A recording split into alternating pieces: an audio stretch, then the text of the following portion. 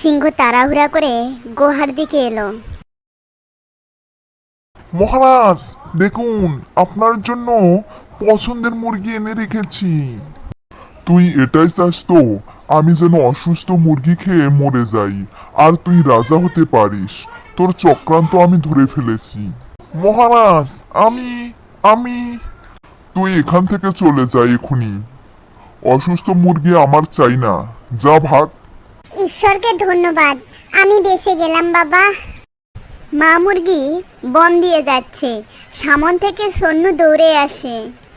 মা, মা, আমি তোমাকে খুঁজে পেয়েছি। আমার সোনা ছানা, তুই কেমন আছিস? মা, এই পশু বন্ধুরা আমাকে খুব সাহায্য করেছে, ওদের জন্যই তোমাকে ফিরে পেয়েছি। আপনাদের সবার কাছে আমি কৃতজ্ঞ। ধন্যবাদ আমাদের প্রাণে বাঁচানোর জন্য। ভালো থেকো সন্নু। মাঝে মাঝে আমাদের সাথে দেখা করতে এসো।